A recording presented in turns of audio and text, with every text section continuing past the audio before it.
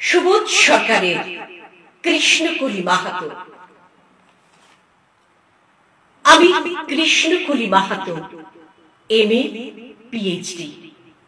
আমার গা অমাবস্যা, আমার চুল মেষপালকের ফাল্গুন, আমার পিঠ সাঁওতাল পরগনা, আমার দুটো থাই, একটা বাঁকুড়া একটা পুরুলিয়া।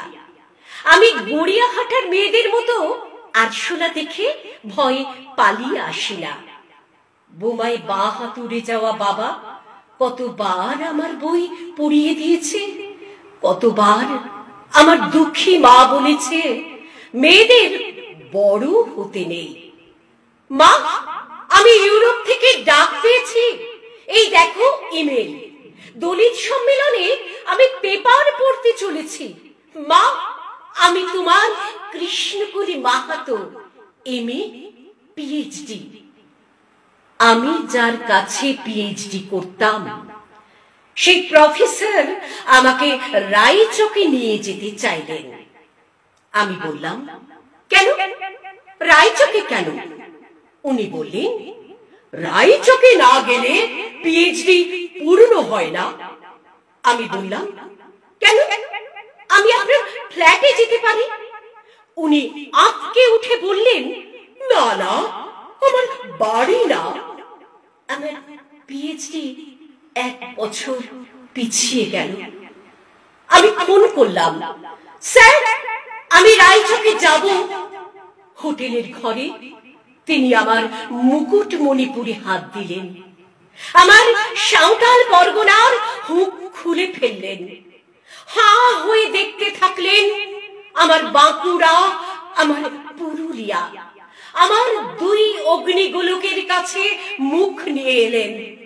তখনই চিৎকার, আগুন আগুন আগুন, আমি পারবো না।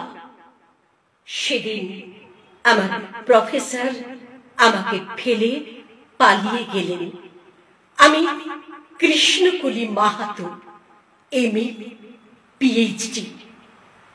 কত কষ্ট করে, কত অপমান সহ্য করে, জঙ্গলের রাত জেগে বই পড়ে আমি এখানে এসেছি। কেউ আমাকে জায়গা ছেড়ে দেয়নি, কেউ কাউকে জায়গা ছেড়ে দেয় না, না পুরুলিয়ায় না কলকাতায়। মা, আমি চেকিং করে ভেতরে এলাম। মা, আমি ইমিগ্রেশনে দাঁড়িয়ে। বাবাকে দেখে রেখো, মানুষটার একটা হাত নেই। অফিসার আমার নাম উচ্চারণ করলেন, কৃষ্ণকলি মাহাতো। আমি বিমানের সিঁড়ি দিয়ে উঠছি মা। বিমান সেবিকা আমাকে ম্যাডাম বলল, আমাকে আমার নাম্বারে নিয়ে গিয়ে বসালো। আমি সিট বেল্ট বেঁধে ফেললাম। প্লেন রানওয়ে ধরে দৌড়তে শুরু করেছে। দৌড় দৌড় দৌড়, কি গতি, কি তেজ, কি আওয়াজ! আমার মনে হলো বিমান রানওয়ে ধরে দৌড়চ্ছে না, দৌড়চ্ছি আমি আমি আমি আমি কৃষ্ণকলি মাহাতো, এমএ পিএইচডি। আমি কৃষ্ণকলি মাহাতো। ধন্যবাদ। এই কবিতাটি আমাকে অত্যন্ত ছুঁয়ে যায়, ওই জন্য আমি এইটা দিয়েই শুরু করি।